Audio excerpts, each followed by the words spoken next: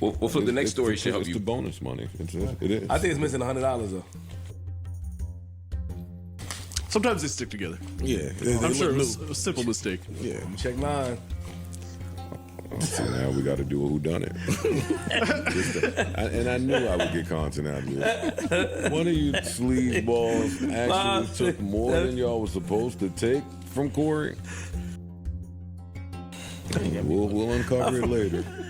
On the BTS. I'm putting it out too. Bust your head, boy. Who done it, boy? Somebody did a lot more. Corey's gonna press Yeah, one. I mean, Somebody took it. somebody, you know what I mean? Oh shit, it's me.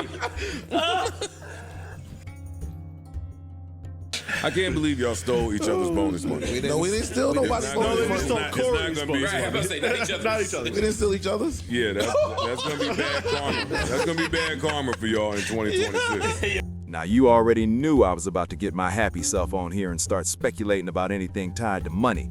Listen, Joe, you are a whole bird. Even though you said you were going to turn this into content, you're still a bird for this. Why make a public display out of it? Why put it on Front Street like that?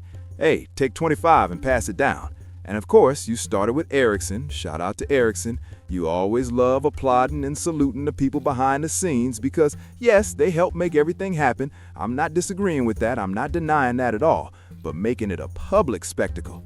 Erickson, come grab your 2,500. Not a sound. Parks, get your 2,500. And Parks, quiet as kept, is holding it up to the light, but I'll circle back to that. Ice, take your 2,500-ish, and on and on. Of course, Mark jokingly took more than he should have, saying he was taking Mona's bonus. Yeah, that's content, that's funny, and it actually was. But Flip took his money, put the envelope on the table, and called it out. Hold up. Hey, some money missing, dog. I think you shorted 100. I'm just being honest. Joe was mad. The moment Flip said that, you could tell Joe was heated. They started recounting the money. Sure enough, Mark had an extra 100. And Parks already knew because the money wasn't flipped, so he had to get his out early. This money sticks together, so let's not start pointing fingers. Okay, so come to find out, Mark had the extra 100. He hands it over and tries to move things along, but Joe wouldn't let it go. I can't believe you tried to steal bonus money. And every time Joe said that, Mark kept trying to segue into the next topic because it was him. He didn't want that spotlight. But hearing Joe harp on it reminded me of what happened less than a month ago at Thanksgiving. Remember when he asked everybody if they prayed and they said no, then asked if they'd choose $1 trillion or a 10-minute meeting with God and they chose the money? That same frustration showed up then, and he kept bringing it up for weeks. This felt even worse. It's one thing when they bet on air and don't pay each other back. A bet is a bet, we're friends, it's jokes. Nobody's livelihood depends on the $500 to $1,200 they gamble. But taking 100 on camera in front of everybody, that's different. And let's be real, if Flip hadn't said anything, nothing would have been said. They would have all just kept it moving. They would have all gone on their merry way. I'm not trying to point fingers, but damn, a spade is a spade. Can we at least call it that? And somehow we're over here aiming all the smoke at Flip. And trust me, I'm getting to him because what he was doing was wild.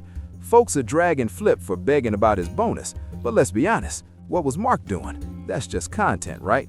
When he was talking about Rolls, Rolexes, and bonuses on top of bonuses, what do you think that says about how he views everybody else? Especially when Flip asked, what's the most you've ever spent on a present outside of family? And Mark said, I think you just found out, even though they've gotten bigger bonuses before. Then, when Flip brought up trying to give money back for taxes, Mark was throwing shots there too. Listen, like, hey, you're the one who took the bread, you took it, not me. But let's spin it back to Flip. Because Flip, what you're doing is nasty, dawg. It really is. And if I'm calling a spade with Mark, I have to keep that same energy with you. You get on here openly saying, I get paid to do less than y'all. My pay hasn't changed. I'm still making the same amount I made when I was here every day. Now, I show up half the time and the check is the same. And yet you're the loudest one whining and begging for a bonus. I'm not saying none of y'all deserve a bonus. That'll never come out of my mouth. Get your money. But you can't be living how you're living on the JBP and still be the first one screaming about a bonus. It doesn't work like that. It shouldn't work like that. Joe. From the outside looking in, this whole thing feels like a carrot on a stick, dangling it right in front of everybody's face. Hold up. There is no way in hell I'm passing bonuses out on camera like that. No way. You could have just told the audience y'all got a bonus and let people speculate on what and how much it was. Instead, we're counting money out of envelopes, passing it around like a campfire scene, and Joe's the leader of the campfire, unless he's pulling money out too, which he wasn't. And then you turn around talking about this being one of the best years since this version of the show was formed. Yeah, that part right there, that's where it really gets uncomfortable. And this is what you give us? Listen to this. You're over here landing commercials, you're over here in the New York Times, you're over here getting the biggest publicity push of your entire career. And that includes your time as a rapper. That includes Slaughterhouse under Eminem. This is still the most marketing you've ever received, period. And this is how you see us? That whole segment, at least that part, felt nasty to me. So yeah, you might get content out of it, but you also gonna get my real feelings. Everybody outside of Ice and Ish low-key showed exactly why he doesn't want y'all rising with him. But Flip, hold up. Even though everything I said before was speculative and half joking, what I'm about to say right now is dead serious. You gotta cut that out if you plan on staying on the JBP. That part right there, Joe is not letting that slide moving forward. He squared up with you when you tapped his pockets, and that wasn't for play. That was a real check. You could see him catch himself like, wait, don't ever do that again. I'm not joking. That's the code. Do not touch my pockets. Stop all this begging before there's nothing left to beg for. And I'll end it on this because this part was very telling to me. Mark joked about taking Mona's bonus, and they said Mona's bonus was accounted for. Cool. But what's funny is that this all happened on the episode Mona wasn't even there for. Of course, it's the last episode of the year. I assume they're not showing up on Friday, as they shouldn't. Everyone deserves a holiday break. But it's very telling that this happened on the episode where Mona wasn't in attendance, especially considering the push she's gotten and how well she's received by most of the audience. And yeah, I believe him when he says she's accounted for. But how? I don't know.